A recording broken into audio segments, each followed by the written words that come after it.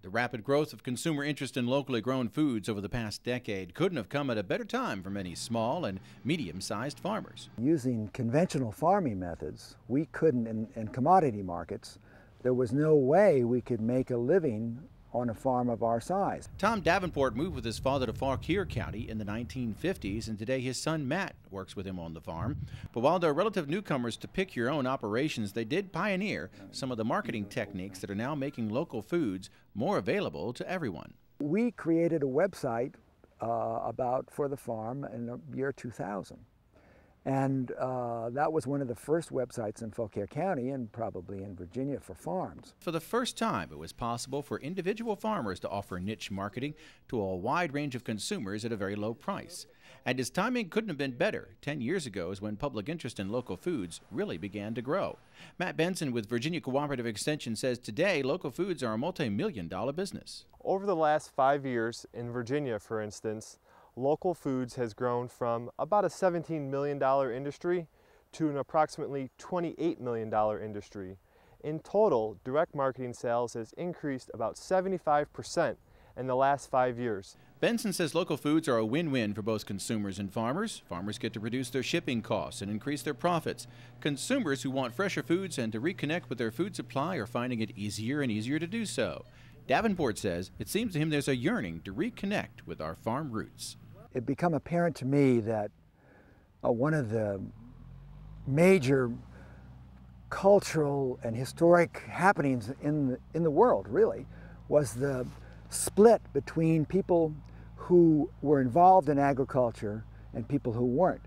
And I think that that is driving a lot of interest in agriculture because people feel subconsciously that there's something lacking in their lives, and they want to make amends for that. There are plenty of opportunities today to find and purchase local foods. In addition to traditional on-farm sales, pick-your-own operations and farmers markets, they're now community-supported agriculture operations, where members pay into a fund to buy supplies and volunteer their own labor in exchange for weekly shipment of fresh from-the-farm produce.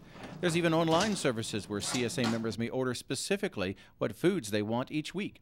Jill Loftus of Roanoke joined the Seven Springs Farm CSA 2 years ago because she wanted her children to learn more about how food is grown. I saw a flyer at the local co-op, and I thought, wow, that'd be so cool to get really fresh organic vegetables and have a relationship with a farmer and have my kids realize that food comes from the ground instead of just from a big plastic bag. Like many CSAs, Seven Springs Farm started because members wanted a more local supply of organic foods.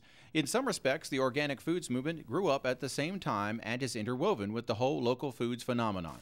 It offers producers a chance to make more money from the same amount of land in exchange for a lot more work.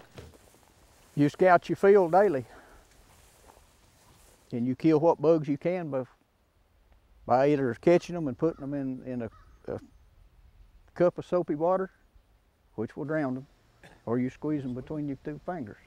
Today, organic food production is mainstream as well as local, with major chains and even Walmart offering organically raised foods, but there's still that desire to reconnect with the land that's driving the local foods movement. Davenport says Northern Virginia has a huge ethnic population, and he sees firsthand how much they desire to remain in touch with their roots. This is a peach orchard here. One of our biggest groups of customers are Bolivians. And they told me they like to come up and they buy all these peaches, and they like to put them on their tables in their apartments and their homes down in Northern Virginia because the smell of the ripening peaches reminds them of home. Beginning next year, there'll be an official Farm to School Week in Virginia, Benson said, as food service providers and local farmers look to open up community public school systems to local foods. And even in our current recession, we now have 172 Virginia farmers markets, with more opening every year. Benson says in 2009, the Charlottesville Farmers Market alone generated $1.2 million in sales. On average, a farmer's market generates roughly $40,000 every week in economic activity. Yearly, farmers markets gross about $300,000 of economic activity. Davenport says there's also strong interest in returning to the farm from college students across the nation, and he and his son are planting new peach trees. So the future for local foods looks bright, but like everything in agriculture, it won't be easy. To really be successful with the local foods, you really have to be very, very market savvy, and you also have to be near markets that, near enough to markets that it makes sense. The problem with being in a location like ours or being in a Loudoun County location is that the land values, because the population is closer, the land values are higher, so any young farmer who wanted to start a farm is going to have a really, really hard time doing it. And so as local foods become a major market opportunity for farmers in Virginia, they still have to struggle with weather challenges, land prices, and selling their crops at a profit. In some ways, the more things change, the more they stay the same. In Fauquier County, Virginia, I'm Norm Hyde.